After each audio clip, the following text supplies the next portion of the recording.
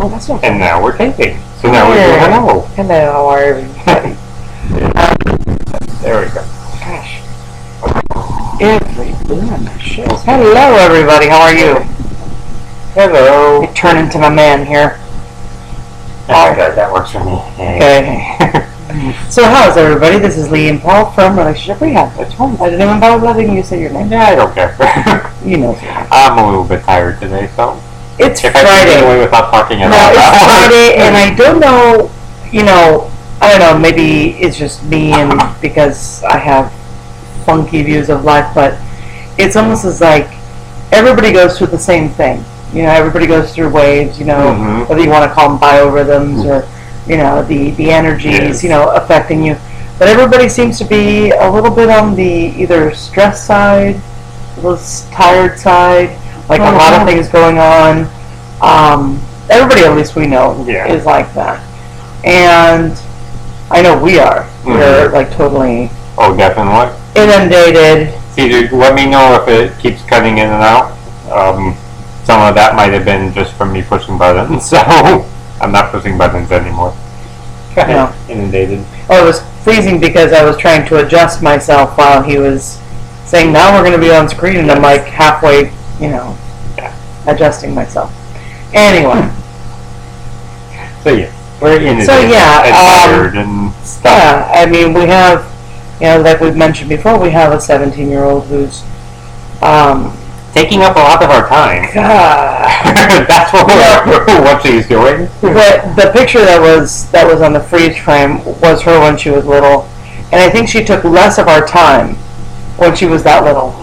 Compared to right now. Compared to right now, where it's just all. And this is our child who's blind and deaf and has Asperger's and all that, and she didn't take up that much time. Now we are getting ready for a trip, and we're getting ready for our trip, which is also, it's exciting, but it's stressful because we have to get everything written before then. I don't know how many things I have to review that I have not done yet. How many things I have to write. There's this big thing that I need to write that I'm kind of nervous about writing because it's got to be good. I don't know what it is. The one that I have to write for next week that we were going to parlay that into. Oh, yeah. And then he has no fear because we've talked it out, and I've forgotten all about that. Okay. All of our conversations. So we got to do that again, and so it's just a lot of overwhelming stuff. So, plus this trip is what I would consider our hopeful trip. There's a lot of possibilities. A lot of things happening in potential. It's all about possibilities. I mean, we're going to see, the school that we're hoping Vinny will go to. We're going to get to actually meet our producer, even though, we work with her all the time. Technically we've known Stephanie almost a year. Or actually around a year. Right. But we've never met her, so... Face to face, Yeah. So that will be fun. We're going to be at, Blog Expo. Blog World Expo. I always leave out the world part. Which should open us up to all kinds of fun possibilities. Yeah. You're just going to Vegas. I get excited anyway because we're going back to LA. We're also going to go and visit where we would like to live. Right. To make sure that it's not some sort of fantasy in our head because I'm making stuff up. I know. That's pretty much what I'm thinking. We want to go live in Big Bear mainly because we both have very nice memories of that area but is it reality? So we're going to go out there and check it out and probably realize, Jesus Christ, this is a little podunk town. Why the hell did we all live there? Running Springs, lower on the mountain, not necessarily Big Bear, but anyway. But I think we're staying in Big Bear. Yeah, there's not much. Yeah. Either way, whatever. Yeah. It's just a lot. It's just a lot of stuff and stuff and stuff and stuff. And yes, I like hope too. Yeah, it's a very we're always it actually is a good transition. It's like there was a great Gary Larson cartoon a million years ago, definitely dating myself, back in the early 80s, and it was 4 panels, and it said personality styles. And one of them shows 2 people, well, one panel is like 2 people, and there's a glass of water, and it's half full. And so the first panel is like, oh wow, the glass is half full, and then they'll say hopeful personality, and then they have like negative personality. Oh, the glass is half empty. Then they had something else, I don't remember it. But then my favorite one was they had the glass of water, and the person is there scowling at the water, saying, "I ordered a cheeseburger." Those are the people we're talking about today. Really? I ordered a cheeseburger people. Okay. Yeah, these are the people that are pretty much hell-bent on messing up your life. So we were talking about miserable people? The miserable people, the people that really just thrive off this stuff. So we're talking about spotting the crazies. And some of our people here that are watching could probably, do the whole show by themselves. Because they're good at spotting the crazies. But they're good at, they're good at taking care of themselves. So, but we're going to do this for them. Okay. Since they won't be on the show right now. Spotting the crazy. Why is this important? Well, let me see. What, did you say something? No. Okay. I think that when we're younger, we don't have a choice. I think that when we're younger, we're raised in families where we're screwed whether we like it or not. It's like if you're, raised in a family that's full of drama and histrionics and oh my gods, and every speed bump is a calamity, and then you have no choice but to suck it up. Plus, you don't know any better. Yeah. I mean, you don't really start learning. You do as soon as you start seeing other people, right? I was watching, I like watching all the, like what I like to call psych TV. Oh, that's nice. And they left the room. Good. So things like, Obsessed and Hoarders and things like that, I watch it because I enjoy watching. And that's not because I like the drama. It's more like I like watching the process. This is who I am. This is the kind of stuff that it's like I'm sure that generals watch the History Channel and stuff like that. The military network. Yeah, I don't do that. I watch, shrinks do their thing, and I like to critique them and say, "Ooh, you missed an opportunity there. Oh, nice shot there." It's like watching sports for me. Right. Like, oh, they're about to get lose it, and they lost it. All right, go. So I like watching those kind of things. And I usually watch them by myself. I don't, it's not something that I like to share. Yeah. This is one of my, private projects. I watch them every so often. Yeah. But yeah. I like talking to Paul about those things. He prefers that, the blow by blow afterwards. Right. He gives me the blow by blow afterwards. Anyway, so, gosh, I just throw myself in the shit. Anyway, so, I don't even know why I started this conversation. Why did I start this? I don't know. You were going into, you like watching the... Why was I doing that? We're spotting crazies, and you don't know, like, in your family... So this little girl says, it's not a little girl, this woman says, during her show, the psychologist goes, did you notice this as you were growing up? And then she goes, when I was really little, I never noticed that my mom had a problem. And this house was like, ceiling deep in crap, and she goes, when I was little, I didn't notice a problem. She goes, I remember I was 8 years old, and I went to my friend's house, and then I realized I don't live like this. And it was like so gut-wrenching, because you just see this woman who's recounting the story, and then you just see her whole face just change. And that's how it is with all of us, when we start comparing ourselves to the other people. And in reality, that's what mental health is all about. We all we do is talk about, when we talk about what's normal, that's a statistical term. It's not a question of here's the definition of normal. normal is what is average, what I always all wonder of when us people do. go, what's normal? It's like, well, normal is a bell curve. Exactly. You know, it's statistics. I mean, it drives me crazy when we're like, well, you know, who knows what normal is? And I go, well, we have a pretty good idea what normal is. You know, this is why we say things like, you shouldn't kill people. That's not normal, because not all of us do it. You shouldn't have sex with children. Why?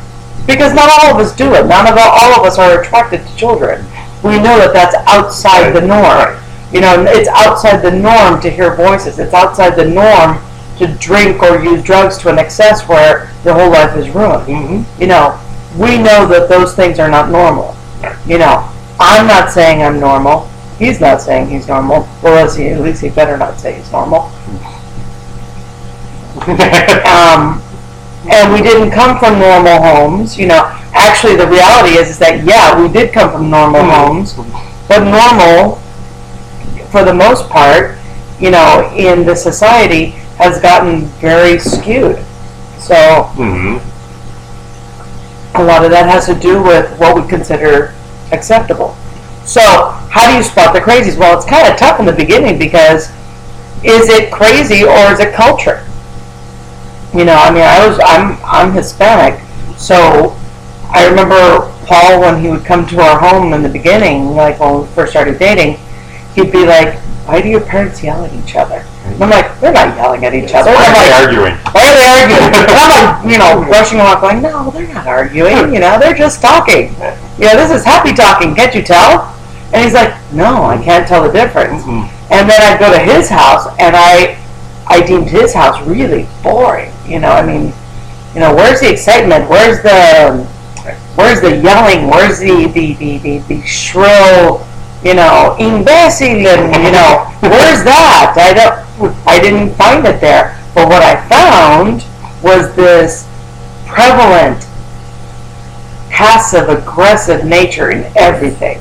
And I'm like, ooh, I don't like that because I wasn't raised like that. And I'm like, okay, that's sick. So I have like my house on one side that is like aggressive. No, full on. No, it's not even that. It was full on histrionic. Okay.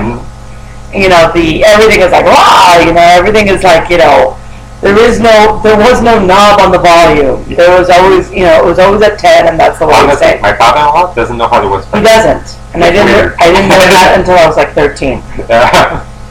Because it's like a biological, he just doesn't know how. And he actually says to me, well, I remember coming up to him, I'm like, "Dad, don't you know how to whisper?" And he's like, "Sure, I talk to you like this." And I'm like, "No, Dad, whisper. Bring the voice down." I don't know how to do that, you know. And it's like, and he's funny. My mother knows how to whisper, even though she's pretty damn loud. But my dad does not know how to whisper, and not realize that they didn't have like whispering in.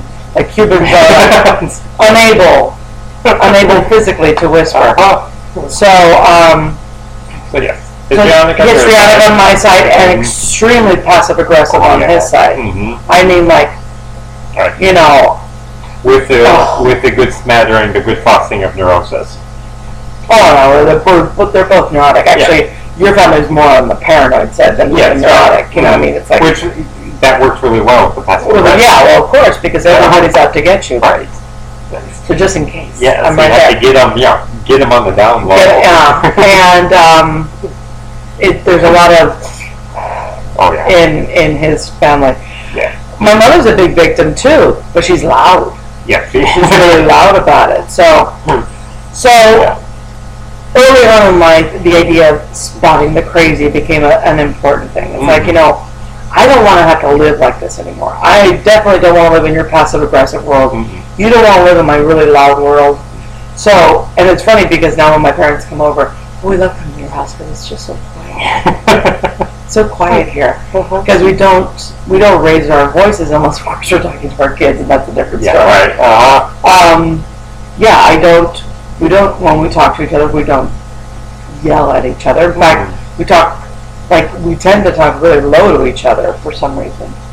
Because usually we're only this far apart. Yeah, that too. And also because, you know, like if we're in the car and we have a van, we don't want the kids to be able to hear us. Yeah, if we can keep them out of the conversations as much as possible. That's not very bad, isn't it? But No, but that's, if it's our conversation, when we want to talk with the family, we lower the window. That's true. So, so anyway, so there's varying degrees of crazy, okay? You have to decide what your tolerance is. We have a very low tolerance to crazy. Let's see, how do I say this in a nice way? We're very social people. We don't really have any interest in making a lot of friends, though. No. We would prefer, right, we would prefer, that's wrong. We would prefer having a handful of very, very good, intimate relationships than having thousands of casual ones. Important to make the distinction for some of you out there. Intimate is not sexual. Okay? Just making sure people understand that. Yes. Not that the whole show becomes something very different. Yes, right. And there's so many people out there who can't make that distinction. Yeah, I know. I always throw that one in. Yeah, and it's funny because some people are like, of course, and it's like, well, you say it like that, but there's still like a good 2 billion people on this earth that think it's different. Yeah. Anyway, so we would rather just have a little handful of very good friends because we're not very good. I mean, we're open. We share ourselves. We're just not really willing to share our space with crazy people. Right. And I don't mean that crazy like, I could diagnose them and they should either be on meds or, a long-term therapeutic program. I'm talking about people that bring craziness into your life. And craziness could be anything from drama to I don't know. Drama to drama. Yeah. Different kinds of drama, Drama has so many different phases. It really does. And, this week on the blog we were writing about this stuff. So then on Monday it was just that general person bringing drama, kind of this stuff into your life.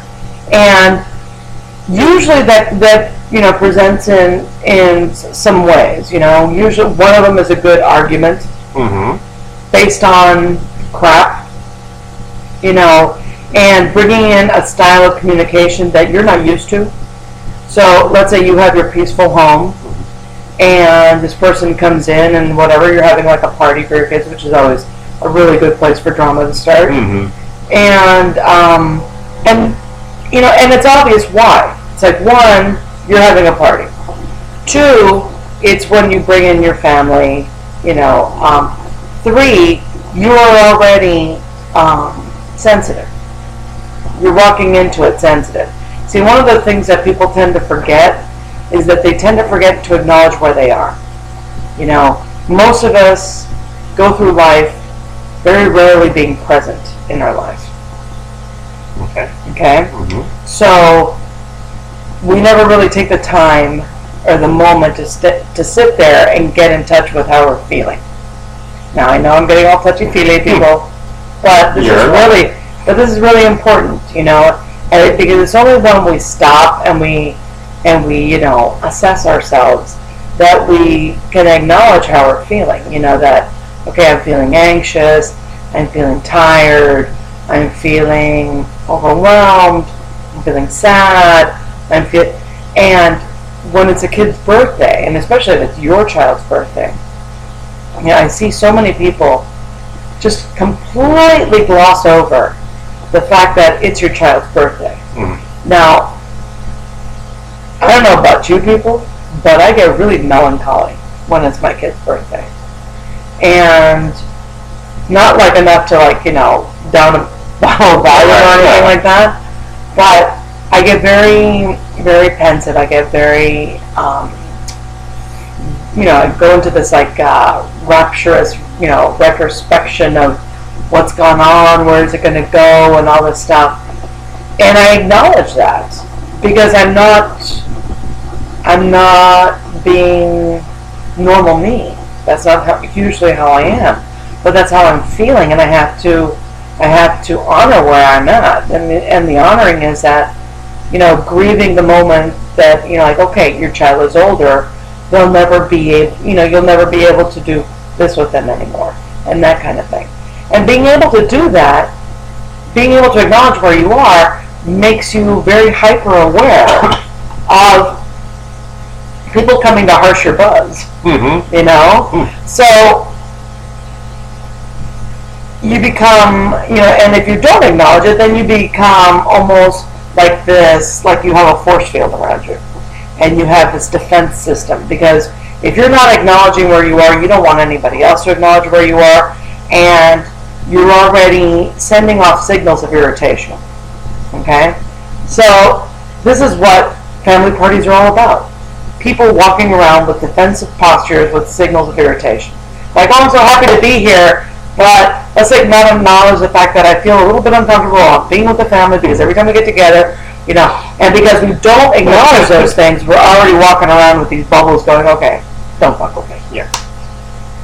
So you have this party, one of your cousins or uncles, aunts, in my case it was always my aunt, comes in and everything's cool for a while. You're like, okay, things are going to be cool. You lower your defenses a little bit, and then they say something stupid, and then somebody reacts, and then that's how it just escalates.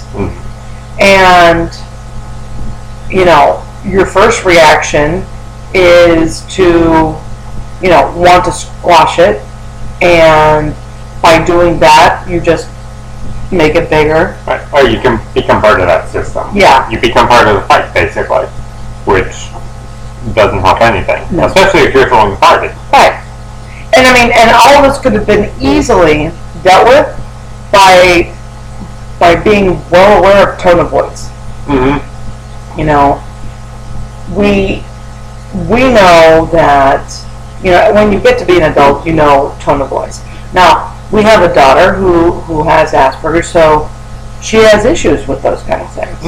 So we have to coach her on, listen to the tone of voice, listen to the music, in your voice. Which I must admit has been very helpful at least for me. Right. Because you'd be surprised at how much you learn when you try to teach somebody how to read a face and check tone of voice and all of the nonverbal cues that go with communication. It's like there's a difference between being sarcastic and being an asshole. Yeah, right. And most people don't know the fine line on that one. It's like, oh, I'm just being sarcastic. Oh, I'm just being funny. It's like, no, you're not being funny. It's like sarcasm shouldn't always be insulting.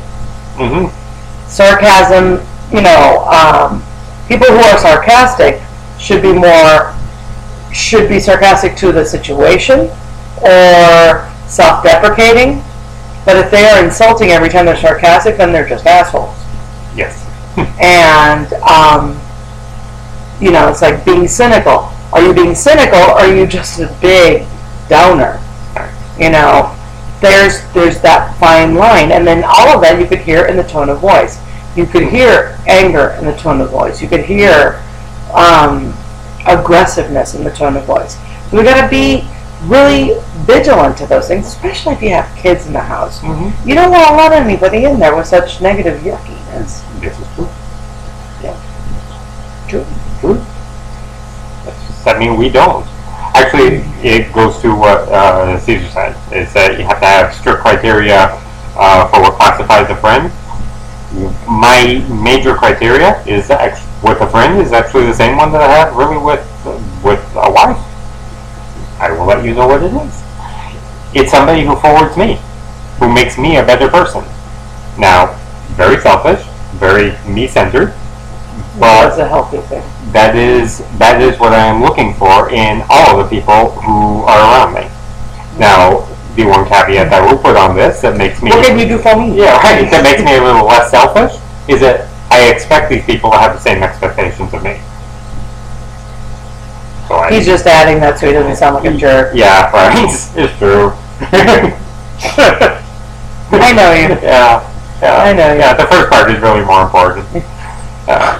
as long as them being better people doesn't interfere with my, any work that I have to put out. Oh no. Yeah.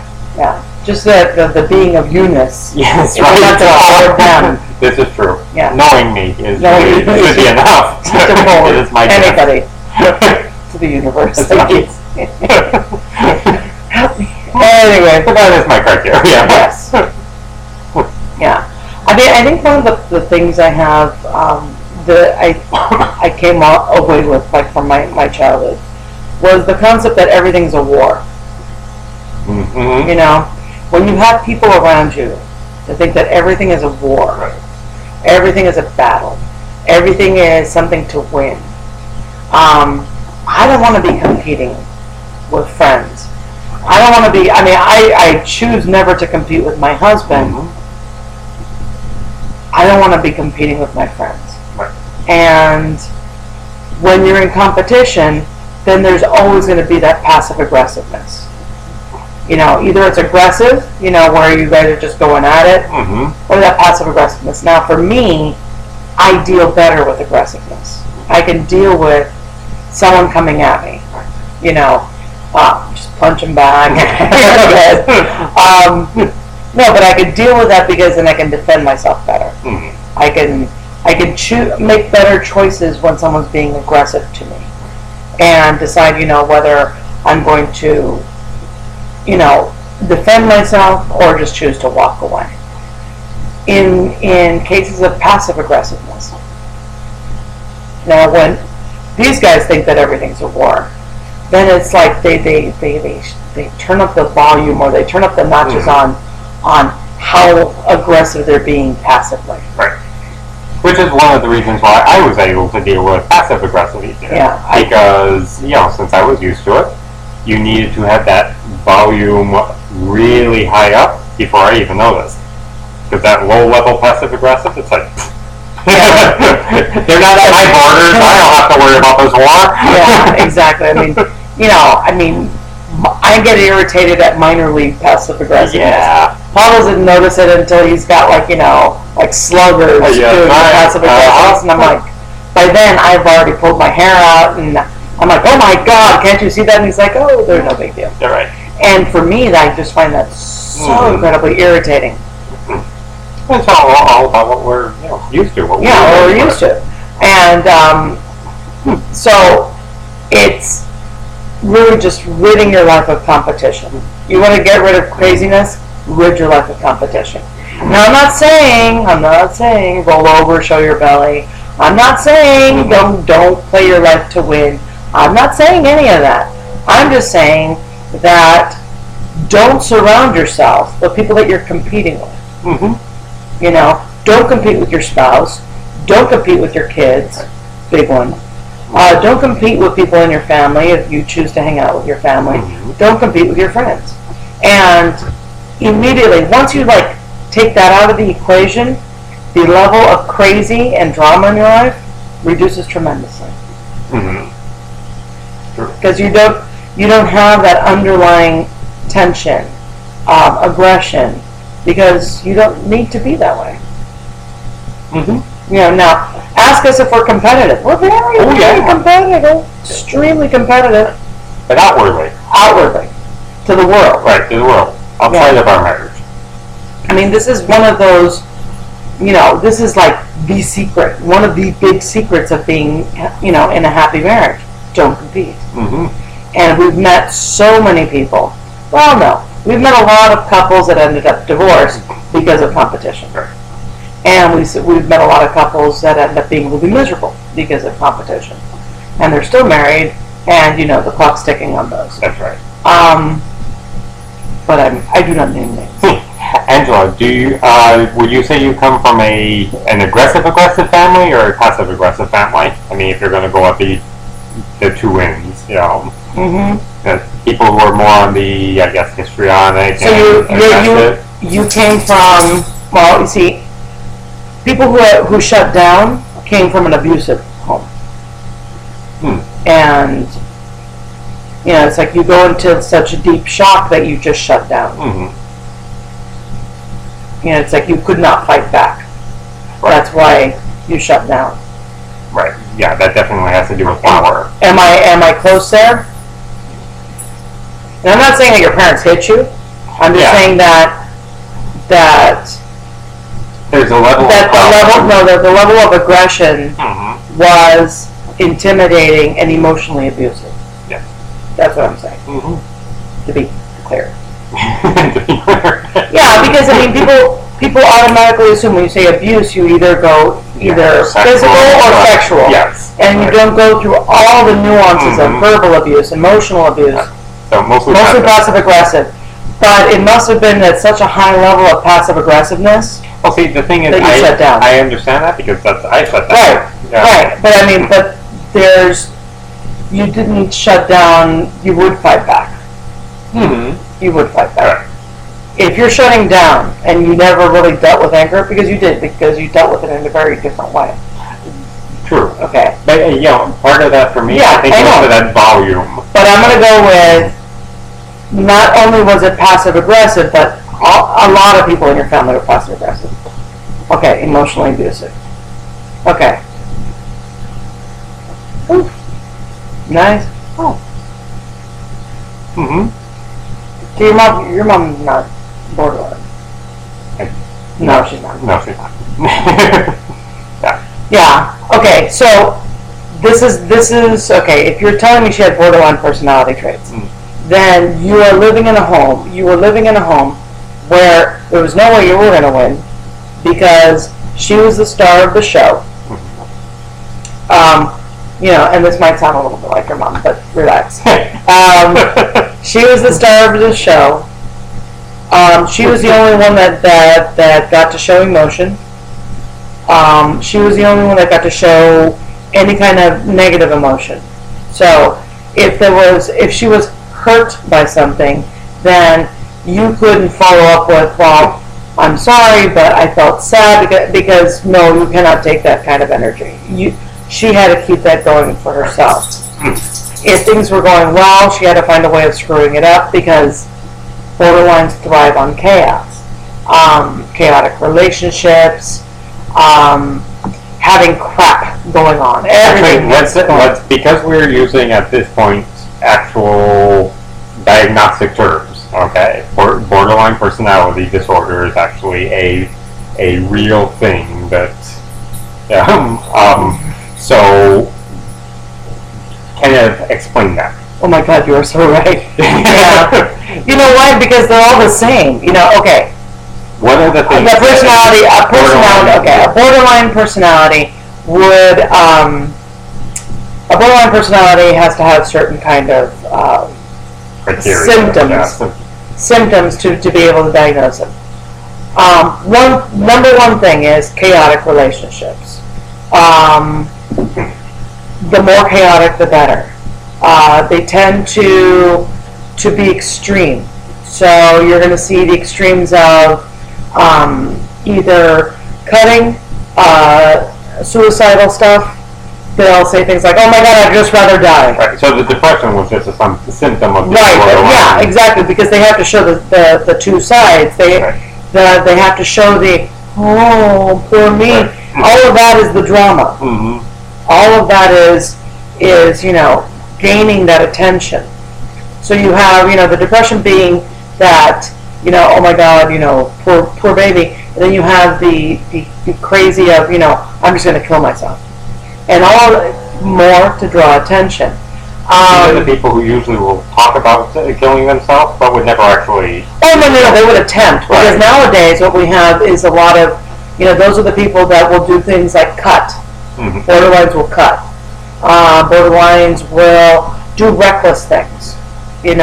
Like go into the kitchen and grab a knife. And like and so let's see, whatever. Addiction. They always have addiction. Borderline personalities always have some sort of addiction. In most cases, to diagnose, you need to show at least two addictions. I love that one. That's one of my favorite. I wonder what it would be like to close my eyes and never wake up. Oh my God! But you know what? It sounds so much better in Spanish. Yeah. That one comes off so much more better. But I just like the fact that it's non-directed. It's that. Yeah. But that, and you imagine it. Yeah. It's the Marlene Dietrich. Yeah. It's the Gloria Swanson. Mm-hmm. It's the I just want to be alone. Right. But I don't. Yeah. I just, I can't live like this anymore. Kill me. That kind of thing. Those are the kind of people that would argue with you and then end an argument with that one. I can't live like this. Kill me now. Kill me now. You're like all of a sudden like, oh shit. What the hell? And you have to stop because you're normal. Food and shopping were two of her addictions. There you go. Mm-hmm. Always two addictions. Yeah. She would actually be considered. Sorry to say this. Not an extreme case. A lot of borderlines tend to have, with a chaotic relationship, they tend to have problems like holding a job because it's always their boss is being an asshole or some shit's going down at work and and I can't deal with that and so in other words, really a tenuous hold on outside reality. They can't seem to function in the world that we all live in. This is why they become abnormal. Oh, I'm surrounded by people, but I always feel so alone. My God. She's like pulling up pages from the drama playbook, all those statements, okay, just notice this, all those statements draw you into her crazy, and then when you go in there and try to help her, let's say, because most of us, if we love people, we feel the need to reach out to them and to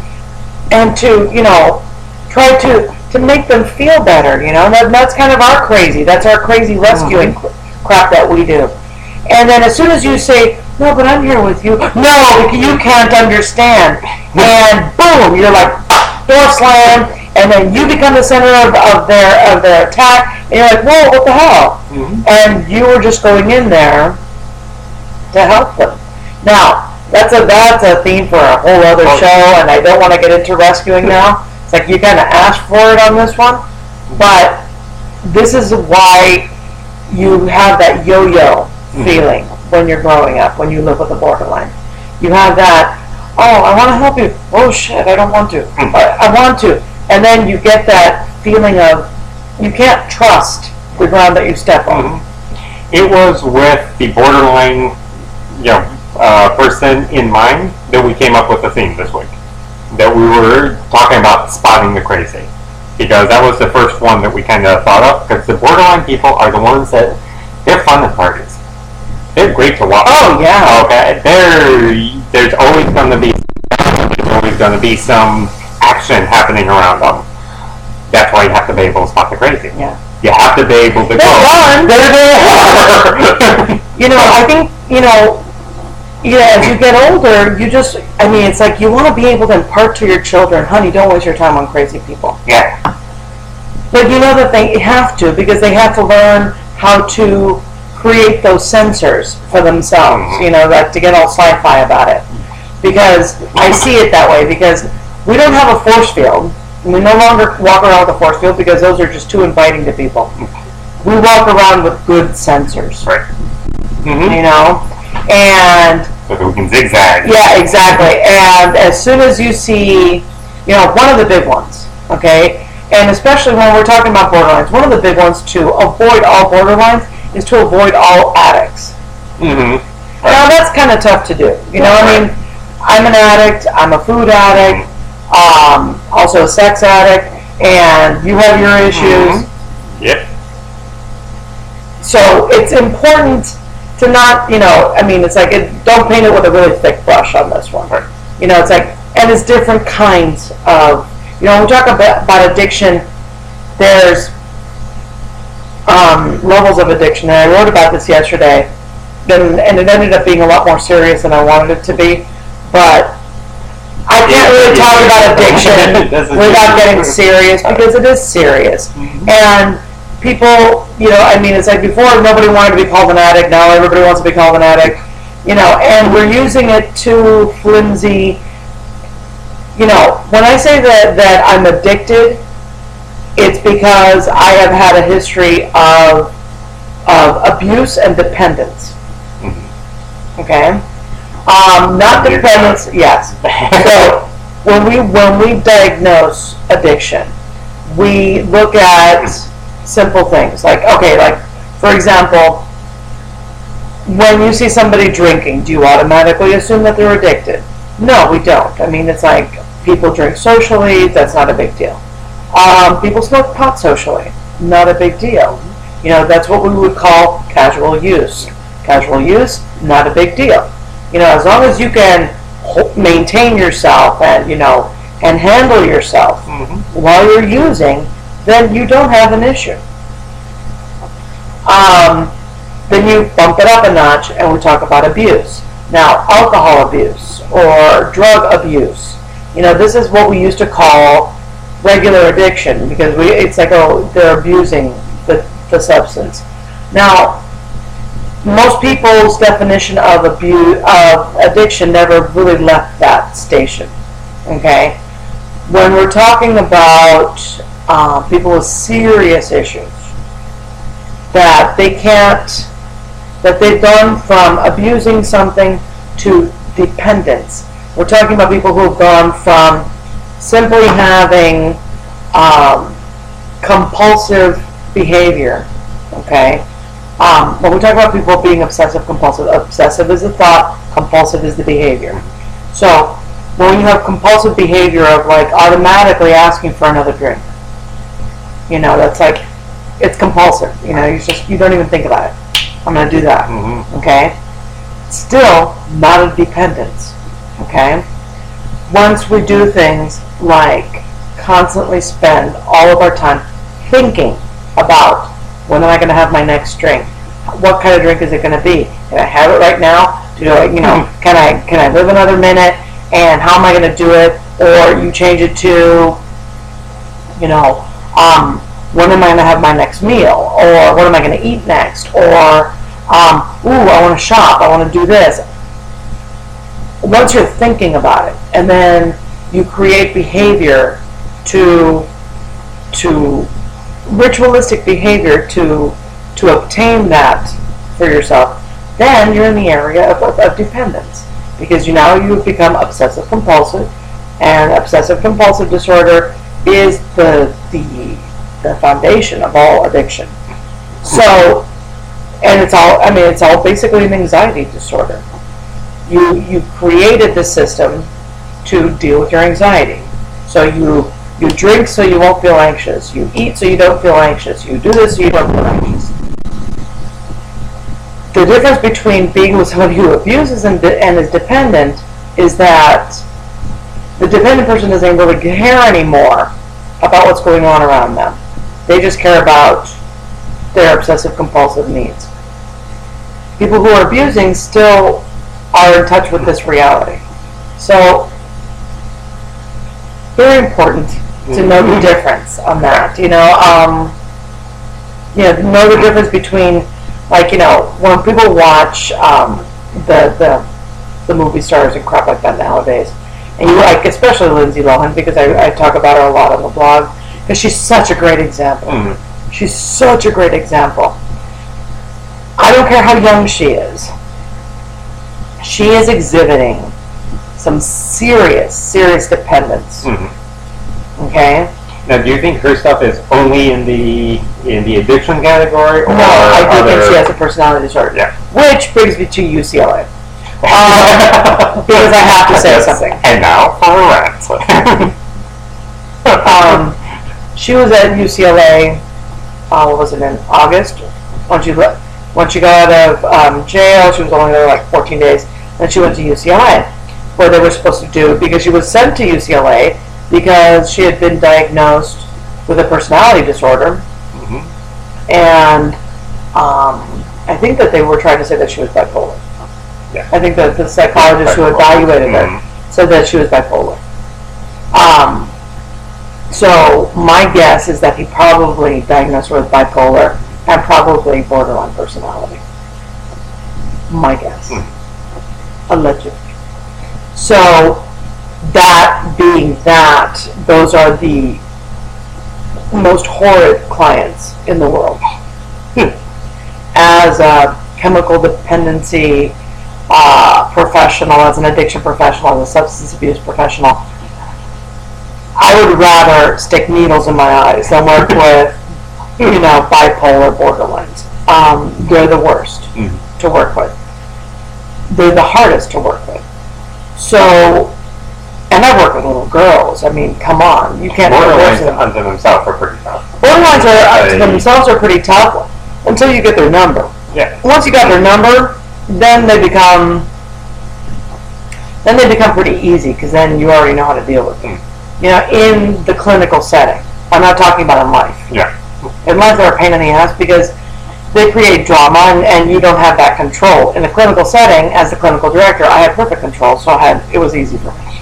But anyway, so she goes to UCLA, she's there for a few weeks. They decide to discharge her saying she has a personality disorder not unlike everybody else in Hollywood. Yeah, narcissistic. We assume it was narcissistic. They never really said. I thought that they did. No, they never really said it was narcissistic. Okay.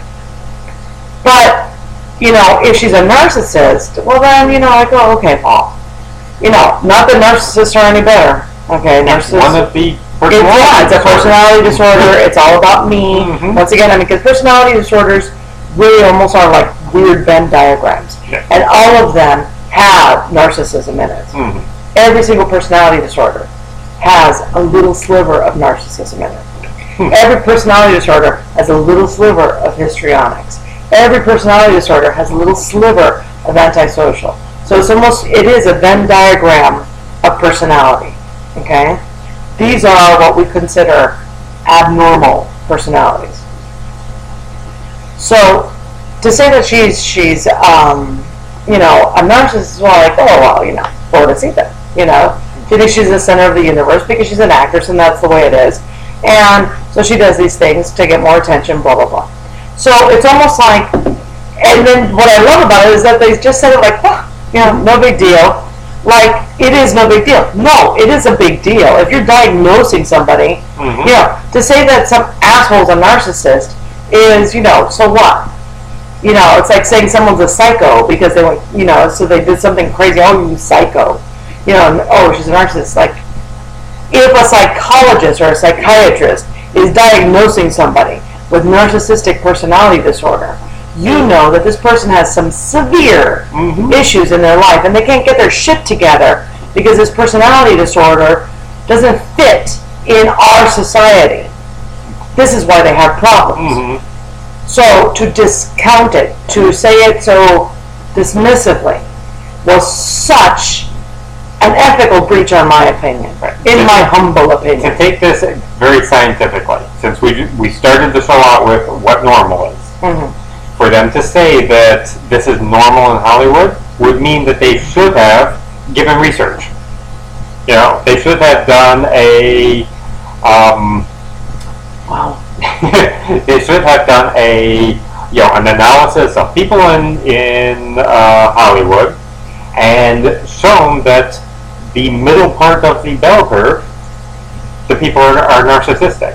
That's the only way that you can say that, that's normal for a psychologist who is giving this report to a judge. Right. I mean, I don't think it was in a report. I think it was just, I don't know if it was a comment or in a report. All I know is that it was just wrong. Yeah. Wrong. And then what happens? She relapses 2 weeks out of treatment. Now, please hear me when I say relapse is normal. Relapse is part of recovery.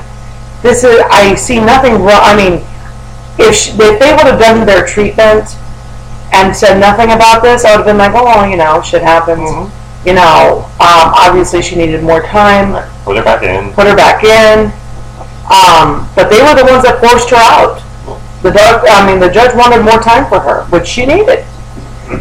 Because my guess is that, because their big thing was, Well, she didn't. She didn't withdraw from any of her drugs that she was taking when she came in. Well, why should she have? She was in jail for 2 weeks, where she could only take her drugs as prescribed. Mm-hmm. Funny. By then, she would have gotten over a lot of the withdrawal symptoms. So even if she had mild withdrawal symptoms, they might have never noticed. Okay.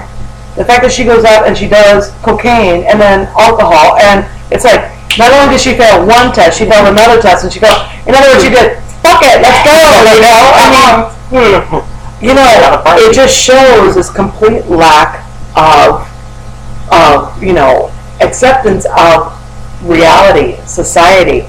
These laws don't apply to me. Back to the borderline. Mm-hmm. Okay. C says, Andrew would never know. Okay. She was waking up with a different person every day. That's so sad. I mean, because that is, you know, it's like, you know, who is going to be playing mommy today? Mm-hmm. Is it going to be, you know, this actress or this actress? Either way, it was an actress, and you never knew if, like, in the middle of the day, they would just change on you, because God forbid you stayed in the same role. Anyway, the point that I'm making, you know, if anybody out there is friends with Lindsay Lohan, depart. Leave her. Let her do her crazy crap. And she's got a big problem. Mm-hmm. Major problem is her family, number one. Mm-hmm. I mean, it's like, if you have any questions, whether she has a personality disorder, look at her parents. Right. Yes, she has a personality disorder. Mm-hmm. That's obvious. Yes. What am I trying to do? Okay, we did that. Obvious ones. Okay? We know what obvious crazy is. Like real psychos. Mm-hmm. Okay, you're not supposed to be hearing voices. If you hear voices, right, then you belong under psychiatric care, maybe even hospitalized for a while. Right, if you're having arguments with, you know, telephone poles. Yeah. That's, yeah. But we all know how to, I mean, those ones we know to avoid. Do we? I do. I do. Usually if anybody is talking to themselves, I avoid them, even if they're just talking to themselves.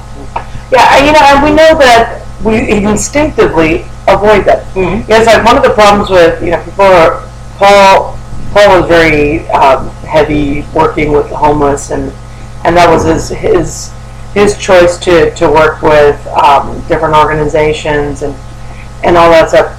The thing is, you know, I think one of the biggest problems with homelessness is not our greed or anything like that, is our general desire to just stay away from people like that. Mm-hmm. And, you know, it's almost like an instinctive thing that we have is I don't want to walk up to them because they scare me. Mm-hmm. I don't want to walk up to them because they smell. I don't want to walk up to them because they are already penetrating my safety bubble. Mm-hmm. You know, I don't know what they're going to do. Mm-hmm. So the idea of anybody going out there and helping them, you need those people with almost like no sense of self. Mm-hmm. To be able to reach out to them. Now, granted, we both have worked with homeless people in different capacities. In some cases, no big deal. In other cases, wow, that's kind of scary. Mm-hmm. It is very scary. Yes. You know, I worked with severely mentally ill people, and I could tell you that I don't feel comfortable being alone with them. Right.